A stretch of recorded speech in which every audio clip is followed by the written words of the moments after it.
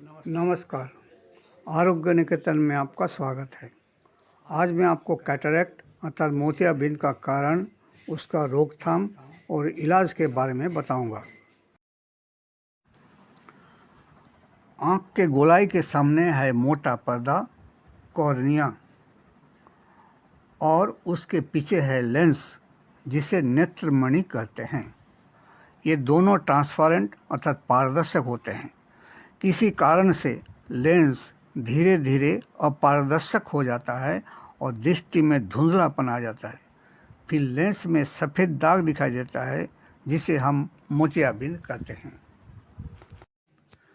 हमारे चेहरे पर देखने लायक सबसे खूबसूरत है दो आँखें, दो अनमोल मोती। पर उन दो मोतियों के ऊपर और दो सफ़ेद मोती लग जाए तो चेहरा देखने लायक नहीं रहता। शरीर में जितने अंग हैं सबसे ज़्यादा हम काम लेते हैं आँखों का, पर इसको स्वस्थ रखने के बारे में सोचते हैं सबसे कम। शायद इसलिए कि हम अपने आँखों को देख नहीं पाते। अगर आईने में देखते हैं तो सिर्फ देखते हैं कि आँखों का चमक कैसा है, आँखों के चारों तरफ काला शेड है कि नहीं, आई लैश ठीक है कि नहीं, आईब्राव को कलर करवाऊं कि प्लग करवाऊं इत्यादि। हमारी नज़र चारों तरफ है पर अपने नज़रों की तरफ नहीं। मेरी नज़रों के अंदर कौन है ये मेरी वाइफ जानती है पर मुझे पता नहीं। अब इनकी नज़र में क्या है ये इनका दोस्त जानता है पर इन्हें पता नहीं। अब चलिए आँखों की तरफ नज़र डालें। ये मोतियाबिंद होने का कारण क्या है? शरीर में पौष्टिक तत्वों की कमी, बुढ़ापे की कमजोरी, पहले हो चुका आँखों की कोई बीमारी, आँखों पर चोट लगना, डायबिटीज़, थायराइड का प्रॉब्लम, लंबे समय तक अपच, एसिडिटी, कॉन्स्टिपेशन, यही सब कारणों से मोतियाबिंद हो सकता है। बाहरी धूप में काम करने वालों पर सूरज का अल्ट्रावायलेट रेडिएशन का बुरा प्रभाव आँखों पर पड़ता है। किसी किसी का हाथ और पैर के तलवे से पसीना निकलता है।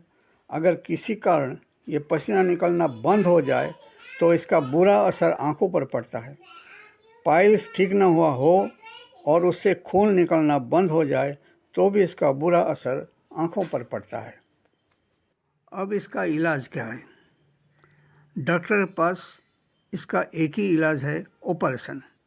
पर यह ऑपरेशन तब होता है जब मोतियाबिंद पूरा पक जाता है अर्थात लेंस पर पूरा सफ़ेदी आ जाता है। ऑपरेशन में यह लेंस निकालकर एक सिंथेटिक लेंस लगा दिया जाता है। अब हमें करना क्या है? पहली बात, मोतियाबिंद ना हो उसके लिए सचेत रहना है। अगर हो गया हो तो उसे हटाना है। अगर आखिरी स्टेज की तरफ जा रहा है तो उसे रोकना है। अगर पूरा पक गया तो ऑपरेशन कराना जरूरी है, नहीं तो आँखों में दूसरी खराबी आ जाएगी। आँखों को स्वस्थ रखने के लिए विटामिन ए, सी और डी लेना जरूरी है। विशेषकर विटामिन ए पर्याप्त मात्रा में लेना चाहिए और यह आसानी से मिल जाता है। हरी साग सब्जी, पत्ता गोभी, गाजर, खाने का तेल आदि में मिल जाता है। विटामिन सी के लिए नींबू, अमरूद, आंवला, टमाटर आदि लीजिए। अमरूद और आंवले में भरपूर विटामिन सी है। अमरूद या आंवले का 1/4 हिस्सा आपका दिन भर का विटामिन सी का भरपाई हो जाता है। और विटामिन डी के लिए दूध, अंडा, मछली या कॉड लिवर ऑयल का कैप्सूल लीजिए।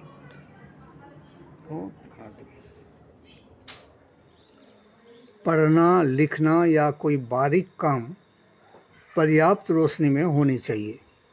टीवी, मोबाइल, कंप्यूटर का कम से कम उपयोग कीजिए। नशीले पदार्थ, पेन किलर्स, स्टेरॉयड दवाइयों से बचिए। योगासन कीजिए कपालभाति रोज़ाना 2-2 बार 5-5 मिनट। अब मैं आपको इलाज के बारे में कुछ बताऊंगा। एक शीशी लीजिए जिसमें ड्रॉपर सिस्टम हो। पतंजलि, डाबर या दूसरा कोई अच्छा गुलाब जल इसमें भर दीजिए। रोज़ाना 2 बार 2-2 बूंद आँख में डालिए। होम्योपैथ में एक दवाई है यूफ्रेसिया मदर टिंचर, 5 मिलीलीटर का एक शीशी खरीद लीजिए। इसका 5-6 बूंद गुलाब जल में मिला दीजिए। 2-2 बूंद आँख में डालिए, दिन में 2 बार। और एक है पतंजलि का दृष्टि आई ड्रॉप, आँखों को स्वस्थ रखने के लिए इसे आप रोज़ाना व्यवहार कर सकते हैं। ये दवाई लेते समय ज़्यादा जलन पैदा करता हो तो एक अलग छोटा सा शीशी में आधा गुलाब जल और आधा आई ड्रॉप मिला लीजिए, जलन कम होगा। ये सब दवाइयाँ आपको आँखों की बीमारियों और मोतियाबिंद से बचाएगा। अगर आपको कैटरैक्ट हो गया है तो पतंजलि का आई ड्रॉप रोज़ाना 3 बार 2-2 बूंद लीजिए। ये आपका मोतियाबिंद ज़रूर हटा देगा। होम्योपैथ में एक ड्रॉप है सिनेरारिया मेरिटिमा, इसे रोज़ाना 4 बार 1-1 बूंद डालिए। साथ में सेवन कीजिए होम्योपैथ का कैलकेरिया फ्लोर 12X, 3-3 गोली दिन में 2 बार।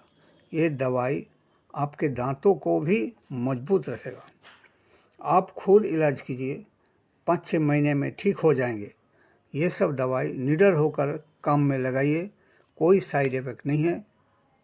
अगर मोतियाबिंद ज़्यादा बढ़ गया तो रोका जा सकेगा या घटाया जा सकेगा या पूर्णतः ठीक होगा। ऑपरेशन का चोट अगर आँख बर्दाश्त न कर सका तो आप बराबर के लिए नज़र खो देंगे। फैसला आपके हाथ में। नमस्ते। अगला एपिसोड में चश्मा से छुटकारा पाने का उपाय बताऊंगा। तब तक के लिए आज्ञा दीजिए। नमस्ते।